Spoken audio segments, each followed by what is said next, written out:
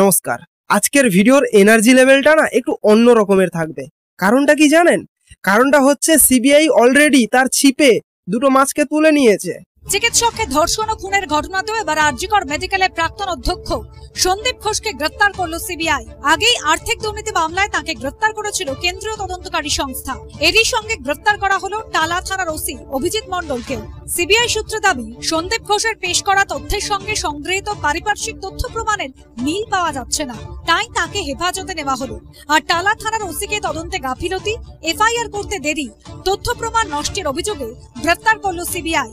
তো এই বিষয়ে আজকের এই ভিডিওতে বিস্তারিত আলোচনা করব। সেই সঙ্গে চটি চাটা দেবাংশু এবং তার নেত্রী কিভাবে চতুর্দিকে ঢপবাজি করে চলেছে সেটা নিয়েও একটু দেখে নেব। তো চলুন আজকের ভিডিওটা শুরু করা যাক।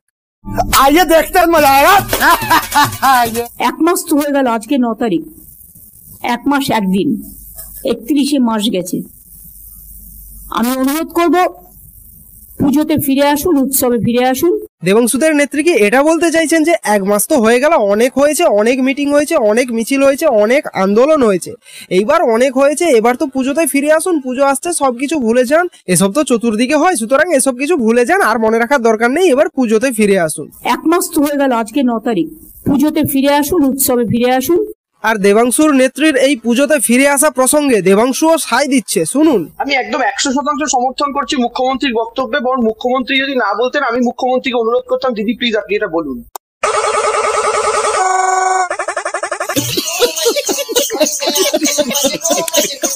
আর সিবিআই কে বলবো তাড়াতাড়ি বিচারের ব্যবস্থা করুন। এটা তো এখন আপনাদের হাতে, আমাদের হাতে নেই। হ্যাঁ, আরজিকর কলেজের এই কেসটা বর্তমান সময়ে সিবিআইর হাতে রয়েছে, দেবাংশুদের নেত্রীর হাতে নেই। তার জন্যই অলরেডি দুজনকে প্রমাণ লোপাটের জন্য গ্রেপ্তার করা হলো। একজন হচ্ছে তালা থানার ওসি অভিজিৎ মণ্ডল এবং দ্বিতীয়জন হচ্ছে আরজিকর কলেজের প্রাক্তন অধ্যক্ষ সন্দীপ ঘোষ। এটা তো এখন আপনাদের হাতে, আমাদের হাতে নেই। আরজিকর কলেজের এই কেসটা যদি বর্তমান সময়ে রাজ্য সরকারের হাতে থাকতো না, তাহলে আর যাই হোক আপাতত এই দুজন মাথা গ্রেপ্তার হতো না, কারণ মেবি এরাই তো দাঁড়িয়ে থেকে প্রমাণ লোপাট করেছে। সুতরাং এই কেসটা যদি বর্তমান সময়েও রাজ্য সরকারেরই হাতে থাকতো, তাহলে এই দুজন মাথা গ্রেপ্তার হওয়া তো দূরের কথা, এরা আমাদের রাজ্যে জামাই আদর পেত। আমি কিন্তু অ্যাকশন নেবো, আমি বলে দিচ্ছি। এইবার এটাই দেখতে হবে যে সিবিআই যে এই দুজনকে গ্রেপ্তার করেছে, এরা আসলে এই ঘটনার মাথা নাকি লেজ। আর যদি লেজই হয়, তাহলে আদৌ কি সিবিআই এই লেজ দুটোকে ধরে মাথা পর্যন্ত পৌঁছতে পারবে? যদি পৌঁছতে পারে এবং কবে পৌঁছতে পারবে, কিংবা আদৌ পৌঁছতে পারবে কিনা, সেটাই দেখার বিষয় সিবিআইর তদন্ত থেকে।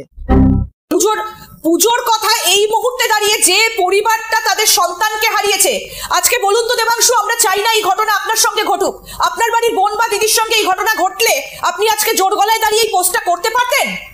দেখুন, আমার ঠাকুমা যখন মারা গিয়েছিলেন, দেবাংশুকে এখানে প্রশ্ন করা হয়েছিল যে আপনার বাড়ির মা কিংবা বোনের সঙ্গে যদি এই ধরনের ঘটনাটা ঘটতো, তাহলে কি আপনি দুর্গাপুজোটা আগের মতোই ভালো করে করতে পারতেন? তখন দেবাংশুর উত্তর কি আসে, যে আমার ঠাকুমা যখন মারা যায়। দেখুন, আমার ঠাকুমা যখন মারা গিয়েছিলেন, ভাই এই হচ্ছে এদের লজিক। এখানে একজন ডাক্তার তার কর্মক্ষেত্রে ধর্ষিতা হয়ে মারা যাচ্ছে, সেখানে দেবাংশু তার ঠাকুমার বৃদ্ধা বয়সে মারা যাওয়ার সঙ্গে তুলনা করছে।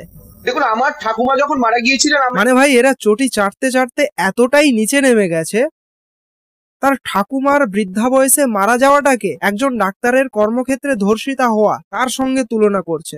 দুটোকেই এক বলছে। যেটা বলতে চাইছে দেবাংশু, যে দুটোকেই ভুলে পুজোতে মেতে ওঠা যায় আর কি। বলছে যে আমার ঠাকুমা যখন মারা গিয়েছিল তখন দুর্গাপুজো পালন করেছি, সুতরাং রাজ্যে বর্তমান সময়ে এই যে ধর্ষণটা ঘটেছে এটা কোনো ব্যাপারই নয়। এক্ষেত্রেও দুর্গাপুজো খুব ধুমধাম ভাবে পালন করা যেতেই পারে বা পালন করবে। দেবাংশু তো বলছে খুব আগের মতো করেই সে ভালোভাবে পালন করবে।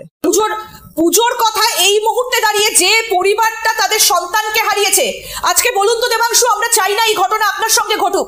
আপনার বাড়ির বোন বা দিদির সঙ্গে এই ঘটনা ঘটলে আপনি আজকে জোর গলায় দাঁড়িয়ে এই পোস্টটা করতে পারতেন? দেখুন, আমার ঠাকুমা যখন মারা গিয়েছিলেন। कौन है ये लोग? कहां से आते हैं? দেখুন, কোন অপরাধী অপরাধ মনস্কতা নিয়ে ঘুরে বেড়াচ্ছে কিনা আমি সেই গ্যারান্টি দিতে পারবো না, কথা ঠিক, কিন্তু আমি এই গ্যারান্টি অবশ্যই দিতে পারি, এই বাংলার মাটিতে কোনো ঘটনা যদি ঘটে, প্রশাসন স্ট্রং, স্ট্রিক্ট এবং দ্রুততম অ্যাকশন। আর এই বাংলার মাটিতে যদি সেই ঘটনার সঙ্গে প্রশাসনই জড়িত হয়, তাহলে অ্যাকশনটা কে নেবে? আর প্রশাসন জড়িত রয়েছে বলেই সিবিআই আজকে একটা থানার ওসিকে গ্রেপ্তার করলো এই ঘটনাকে কেন্দ্র করে। ঠিক কি না? সেই সঙ্গে সন্দীপ ঘোষকে তো অলরেডি গ্রেপ্তার করেছিল দুর্নীতির দায়ে, আজকে তাকে পুনরায় এই ধর্ষণ মামলাতে গ্রেপ্তার করা হলো। কিন্তু এর পূর্বে এই সন্দীপ ঘোষকে কি করা হয়েছিল? তাকে একটা কলেজ থেকে আরেকটা বড় কলেজে নিয়ে গিয়ে অধ্যক্ষ করে দেওয়া হয়েছিল। কিন্তু আমি এই গ্যারান্টি অবশ্যই দিতে পারি, এই বাংলার মাটিতে কোনো ঘটনা যদি ঘটে, প্রশাসন স্ট্রং, স্ট্রিক্ট এবং দ্রুততম অ্যাকশনে। হ্যাঁ, দেবাংশু যেটা বলছে সেটা তো ঠিক, যে প্রশাসন স্ট্রং, স্ট্রিক্ট এবং দ্রুততম অ্যাকশন নিয়েছে, তবে সেটা বোধহয় ধর্ষকদের বাঁচানোর জন্য। পশ্চিমবঙ্গের একজন সাধারণ মানুষ একটা মধ্যবিত্ত পরিবারের ছেলে হিসাবে এই বক্তব্যকে সমর্থন করছি। আজকে একটা পারসেপশন তৈরি করা হচ্ছে, যে পারসেপশনটার মধ্যে সরকারকে প্রশ্ন করা হচ্ছে, প্রমাণ লোপাট নিয়ে কথা বলা হচ্ছে, এই খুনের পেছনে দুর্নীতি জড়িত, এরকম একটা পারসেপশন তৈরি করা হচ্ছে। দেবাংশু যেটা বলতে চাইছে যে আজকে এরকম একটা হাওয়া তোলা হচ্ছে যেখানে সরকারকে প্রশ্ন করা হচ্ছে কিসের জন্য? এই খুন এবং ধর্ষণের জন্য। ভাই, তাহলে সাধারণ মানুষ কাকে প্রশ্ন করবে? রাস্তায় কিংবা স্টেশনে শুয়ে থাকা পাগলগুলোকে ধরে ধরে জিজ্ঞাসা করবে? আজব। এই ধর্ষণ এবং খুনটা কোথায় হয়েছে? একটা সরকারি হাসপাতালে। সুতরাং একটা সরকারি হাসপাতালের যে সিকিউরিটি ব্যবস্থা, সেটা কে ঠিক করবে? যিনি স্বাস্থ্য দপ্তরের প্রধান, যিনি আমাদের রাজ্যের প্রধান, কিংবা যিনি পুলিশ প্রধান, এই তিনজন ব্যক্তিই তো একজন মমতা ব্যানার্জি। তাহলে সাধারণ মানুষ কাকে প্রশ্ন করবে? সরকারকেই তো প্রশ্ন করবে, এটাই তো স্বাভাবিক। আজকে একটা পারসেপশন তৈরি করা হচ্ছে, যে পারসেপশনটার মধ্যে সরকারকে প্রশ্ন করা হচ্ছে, প্রমাণ লোপাট নিয়ে কথা বলা হচ্ছে। নেশা করি কিনা আমি জানি না, বা দেখতে হবে পুরো পাতা পাতা খাই কিনা।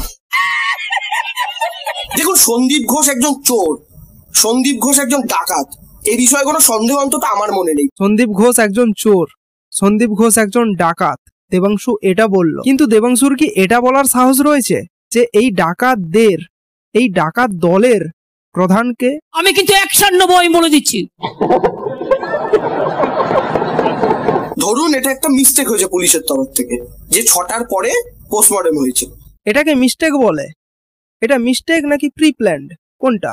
যেখানে একটা সরকারি হাসপাতালে একটা মেয়ে ধর্ষিতা হয়ে খুন হয়ে মারা যাচ্ছে, সেখানে তার ডেড বডিটা রাতারাতি পোড়ানো হয়ে যাচ্ছে, রাতারাতি পোস্টমর্টম হয়ে, আর এটাকে মিস্টেক বলা হচ্ছে।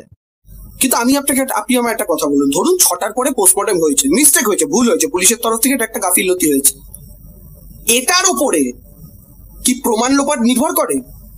এইটার উপরে কি এমন কিছু নির্ভর করে যাতে তদন্ত প্রভাবিত হতে পারে, কাউকে লুকানো যেতে পারে? না ভাই, এটার উপর প্রমাণ লোপাট নির্ভর করে না। যে কলেজে মেয়েটা ধর্ষিতা হলো, মেয়েটাকে খুন করা হলো, সেই কলেজেই তার ডেড বডিটাকে নিয়ে পোস্টমর্টম করা হলো।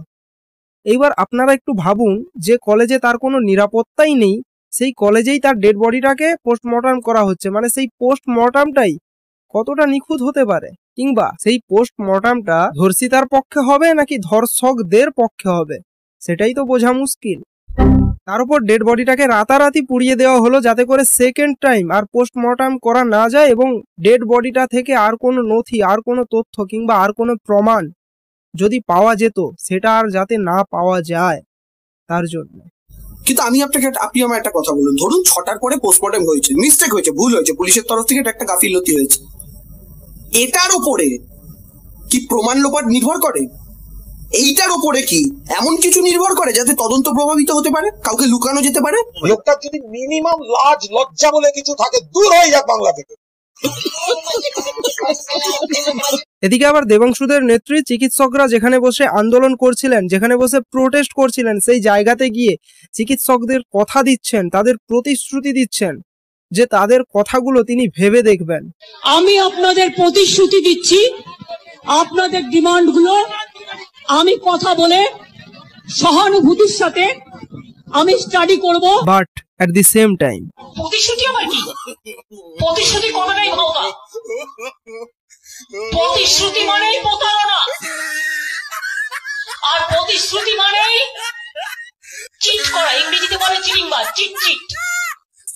চিট করা।